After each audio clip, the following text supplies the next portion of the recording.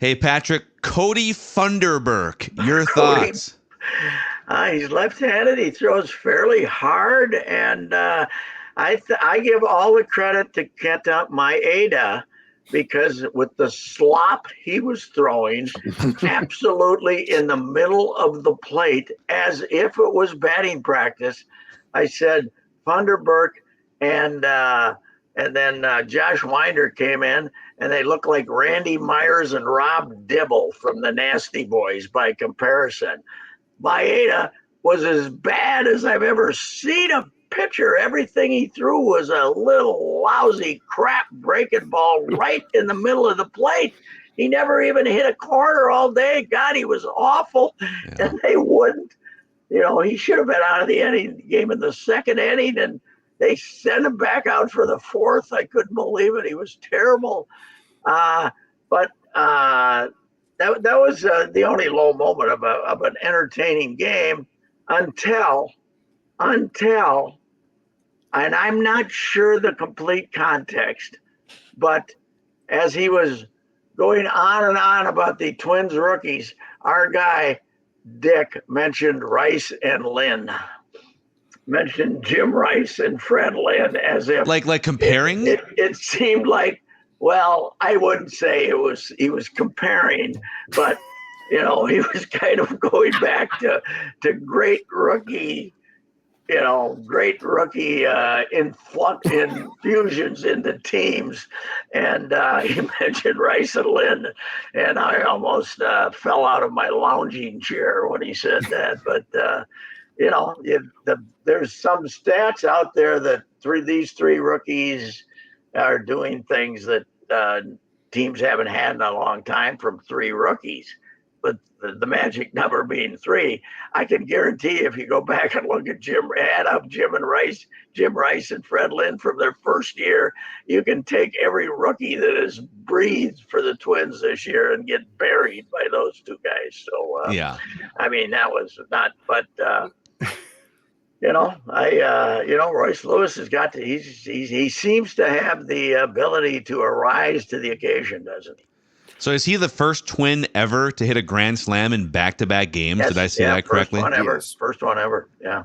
Yeah. And by the way, our guy Bramer was a little gun shy on that one last night. He waited for that thing to absolutely clear the fence before there was any excitement. Yeah, I think it seemed to me that because when he hit it, I wasn't sure either. But it seems to me if you were at the ballpark, I wasn't at the ballpark, that you might have been a little more sure of it. But yeah, he's strong, man. He's got to have added 20 pounds to himself in the last 3 years. I mean, he was I wouldn't say he was thin, but he was just a normal sized guy, and now he's got the muscles, man. And he certainly has the personality too to be a very popular player with the Twins. He goes to the state fair and brings cookies back and talks to people, and eats a lot of corn, I guess, too. Does all those things that we love, and hopefully he stays that way. He's when's the last time they had a really big personality? Well, Torrey Hunter was kind of the bar. Yeah, that's right. That's probably the good comparison right now. And Torrey didn't take long for Torrey to show that to us either. I mean, he struggled when they sent him back to the minors once after he came up, and but once he established himself even a little bit, that's a very good comparison, because Torrey was a big, fun-loving personality, and this kid seems to got it, and they can use that. Carlos Gomez had a personality too. He didn't have the career with the Twins, that Torrey Hunter had. We really wanted to like Carlos, but I remember an autograph signing though. What I can't remember what the situation was, but they had an autograph signing at the Metrodome. Twins, like a Twins Fest kind of a thing? Yeah. I can't remember what it was, but it was outside for some reason. So it was at a different time of year. And the line for Carlos was 3 times as long as it was for Joe. And, Carlos was goofy though, right? Yeah. Yeah, he was. Every time he slid into second and he was out, you thought you had to call an emergency. You had to call HCMC to get an ambulance over there. He was one of those guys, and he hung around. He must have had damn near 10 years in the big leagues, but he just never really fulfilled. What was that trade? That was Santana, right? Yeah. He came in the Santana trade. Yeah. It was Johan Santana for Carlos Gomez, an outfielder Martinez. I'm trying to think, minor league outfielder. Yeah. Kevin Mulvey and Phil Umber. Yes, that's right. But Carlos was Dale Esguerra. Not the outfielder did not go. Yeah. Dale Esguerra was the fourth guy.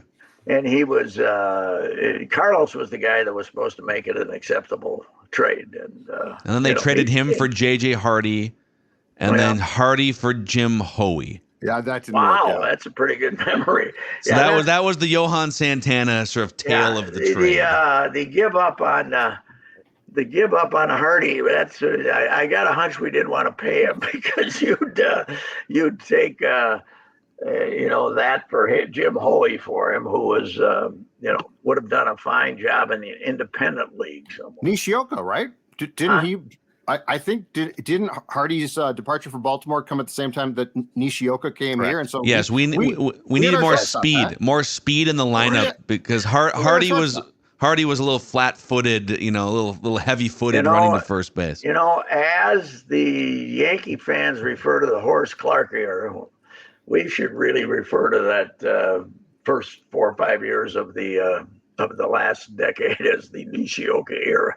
That was really, the start of the end there for almost a decade. So, did you see the Walner home run last night, Patrick? What? Did you see the Walner home run last night? I couldn't. Well, they didn't give me a real good view of where it landed, but it was. I don't think it's landed yet. I think that's the problem. Up there. He crushes baseballs, man. He hits them up in the air, doesn't he? Wow, he hits them up in the air. Yeah, he's gonna. You get him in the lineup every day, 500 and some at bats. He's gonna strike out 170 times, but that's at least it's not. At least when he comes to the plate with one eye, you say, well, after he strikes out here, like Joey, after he strikes out here, then who's coming up next to try to get a hit? So he's not Joey like that. And he can draw a walk. You can draw some walks though. He's not like a complete sieve where he's missing everything. He can at least get on base a little bit. No, he's not. He's not. He gets some walk, and he turns around and complains to the umpires often enough to be a good modern hitter, doesn't he? Don't you think? Wow, sounds like you're not that high on Matt Wallner. What Wallner's got, you guys, he's got the early 2000s body armor thing. He literally will, if the pitch is close, and he did this last night, he leans. Let that one hit his elbow, Yeah. Yep, and it just goes bang right off him. He is purposely trying to get hit. I think he's not trying to get hurt, but he is purposely willing to get hit. And taking it up here is fine, but keep your hands out of it. Because he's got hit in his hands about 3 different times. And by the way, the guy over in the other dugout, when they're looking at that video of him getting hit on purpose, the crusty old manager over in the other dugout, I wouldn't be surprised if he gets smoked in this series. Just in here in the ribs. He won't have him throw at his head or anything, but I wouldn't be surprised if that occurs. So they notice that stuff. So here's the thing though. All of a sudden, the starting pitching that has picked them up and carried them all season. Are we a little worried now? Well, but it's flipped, though, because now I saw Ken Rosenthal had this morning. The Twins are the 3rd highest scoring lineup since the All-Star break. Yes, right. So the formula has just basically flipped around. That's what I'm saying is now all of a sudden, boy, we better hit because we can't, the pitching. Like you got Pablo and you got Sonny. You ran out over. Joe Ryan came back and Joe Ryan, they were saying that was 90. He was throwing 91, 92. wasn't 95. Maybe he was easing his way back in. Yeah. Well, I like him as a pitcher, but I mean, okay, all of a sudden, anybody who thinks Keuchel's real is crazy. Wow, That's not he just went five scoreless. And Suhan just wrote a column that said he should be starting. This is Star Tribune crime. And they did. They're starting him now. That's by sending out over. They started him. They tried to act all year like they weren't worried about Ober's innings, and now they're sending him to St. Paul. How'd you like to be poor Toby Gardenhire? They send you over a pitcher and say, don't use him. We don't want him to pitch, whatever you do. So, although I think they have a 32-player roster or some damn thing over there. I don't know. They got an incredible number of players. But supposedly Buxton's going out there.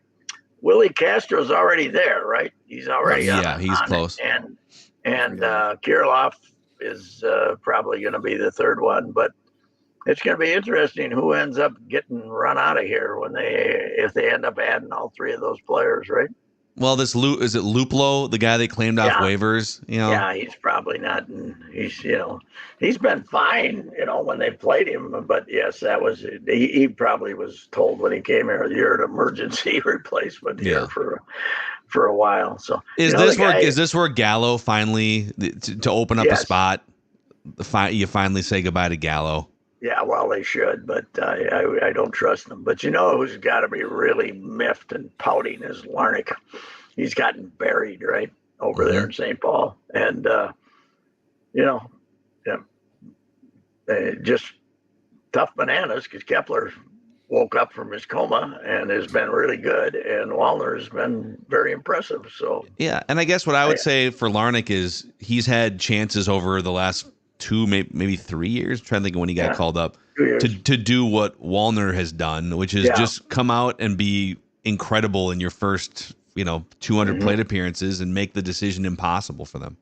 Yeah, and he will be traded this offseason, I would guess, for something AAA pitcher with a chance or something. He'll get traded for a pitcher this winter, but I don't think I think somebody's going to end up with a fairly good hitter with him. It's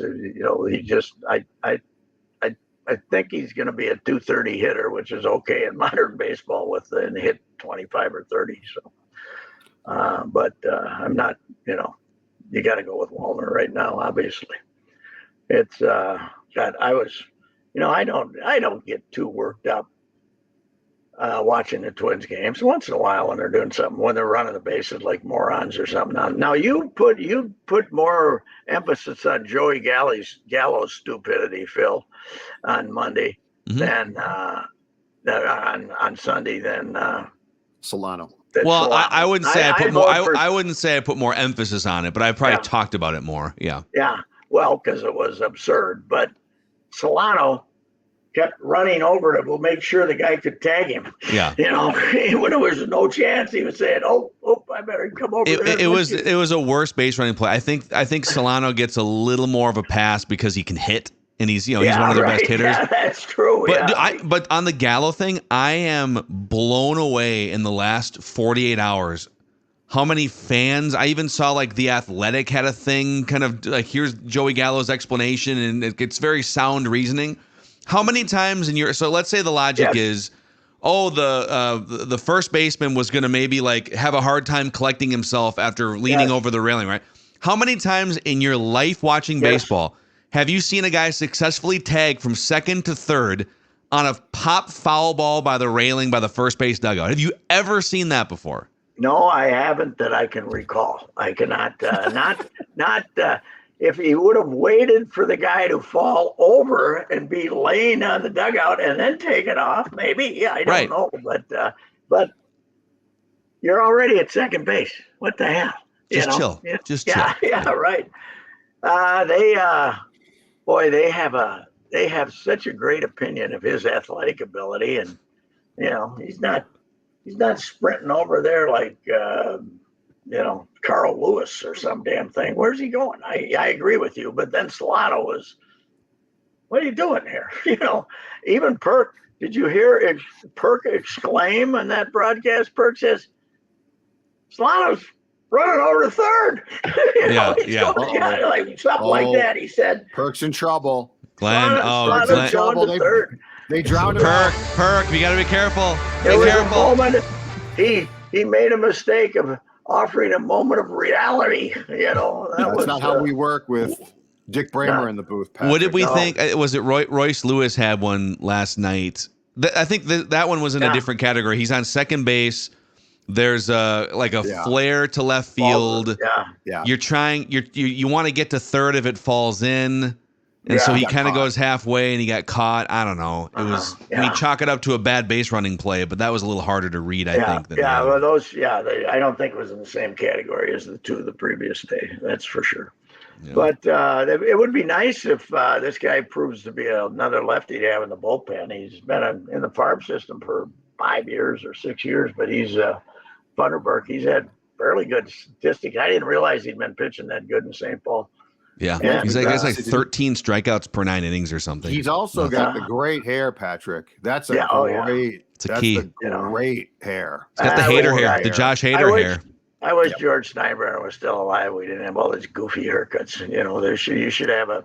I don't want my pitcher to be out there with the hair down to his base. Too distracted, going like this, fixing his hair instead of. You only young adult in the 70s. You only got 15 seconds to pitch now. We can't spend 6 of it playing with our hair. That's you gotta get ready to roll.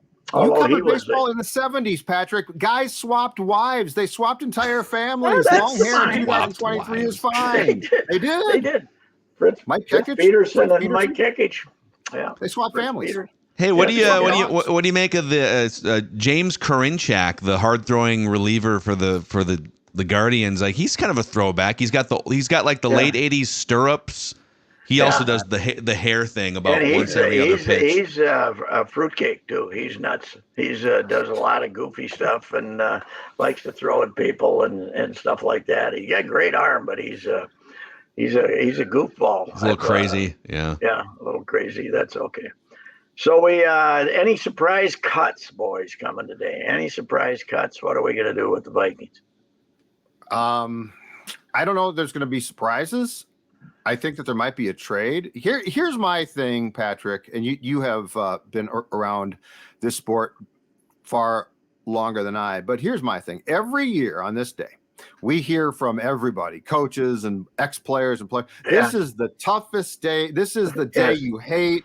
You got to end guys' dreams. This whole league is based on, like, other than maybe a few guys who thought, I had a good camp, I'm surprised I cut. Are you telling me that some guy who came in as a third string O-line guy was like, oh, my dream was going to continue and now it's been ended? These are like, cut down today to me is one of the easiest days. Guys have to go find a real job, a real life. It's the NFL. Well, I was looking now, obviously the 13 or 14 that were revealed yesterday were nobodies, but I'm always surprised at that when I look at it and say, okay, who's that guy? That 93% of them, you don't know who the hell they are. So, but they do try to make it look like it's just a brutal thing to. Well, you can keep how many now? The roster's 55 now, is it? What is it? 53 and 16 practice squad guys. And 16 practice squad. And they can be veterans. And they can. So and then you put another 5 on the injured list, right? I saw something about 2 veterans, but you don't have to put them on waivers because they were designated as injured or some 2 nondescript. They got another list, but it's really hard to get anybody that somebody else cut right now, isn't it? Much harder than it used to be because it didn't the taxi squad or whatever the hell we call it. Didn't that used to be 8 players? Now it was 8 players, yeah, and all younger players. Yeah, well, that's probably a concession to the 17th game season, which will be the 18th game season. You got to have all these guys because by the time you get to the end of the schedule, you're missing 12 players. So you need them all. Yeah, you need them all, and they're all so how about We talked about the angst over not claiming Trey Lance. We haven't talked about that, have we? Yeah. Would you have traded a? Well, it was a 4th round pick was the price. So would you have traded a 4th round pick and maybe I don't know, maybe whatever else for Trey Lance? You already like Mullins, don't you, as a backup? I mean, he's not. I don't know who he is. Lance isn't going to be your backup. He's obviously not ready to play, and you got the kid from BYU. So why? That's kind of what they said, right? Yeah. But isn't it amazing how far they traded 3 first-round picks to move up and get him, and 2-3 years later, and now it's a 4th-round pick to stash him as your 3rd quarterback behind Cooper Rush. Yeah. Sometimes you're wrong. That's the problem. Yeah. Sometimes even if you think you're genius, Belichick, he's been wrong a lot lately with his draft picks. So sometimes you're wrong. It's in that sport, we expect, I guess, the first draft choices like to play, right? There's first, second draft choices to play and to be good. Baseball, there's millions of them that don't do it. Hockey, there's guys that disappear. We don't ever hear them. Basketball, so any time you get out of that, we got number 1 overall draft choices who were complete stiffs in the NBA. So, but somehow, for some reason, we're shocked when it happens in the NFL. Yeah. Why? Sometimes you're wrong. You've given me a great response to a tweet that I saw this morning in my timeline. Somebody said I was praising Royce Lewis, and someone said, "Hey, 2 years ago, weren't you trying to trade Royce Lewis for 2 years of Frankie Montas?" And I know my response now is going to be, sometimes you're wrong. Yes, because Frankie got hurt, and Royce Lewis finally got healthy, and hopefully he makes it for the first time to the finish line. Yep. Of a season. It would be nice if he got to the finish line without getting hurt again, but I would not bet one of my limbs on the fact that he's going to get to the finish line without getting hurt. How about a finger? Pinky finger? A finger, but not this one. I typed with this one. Yeah, you did. Yeah, you've got just one really important. Yeah, a less important. I can't give you one of these 3. Outside of that, you can have anyone you want. Okay, fair enough. All right. Well, Pat, we gotta run here, but we'll talk to you a few more times this week, and we'll go over. We'll do a fine-tooth comb with you through the Vikings roster cuts. Maybe tomorrow. Have you heard of him or not? If I've heard of anybody, I'll put a star next to his name. Have you heard of this player? Yes. Yes. All right, gentlemen. All right, Reusse Unchained, presented by our friends at Power Lodge and Miller Marine. We still have some nice lake weather weekends here on the horizon. So if you're looking to get into one of these Benningtons, a pontoon, enjoy a couple more months of lake season, you can do so. Also, hey, ATVs and snowmobiles, Polaris ATVs and snowmobiles, Power Lodge in Brainerd, Ramsey, Anemia, and Sauk Rapids, and Miller Marine in St. Cloud. Go to millermarine.com and powerlodge.com.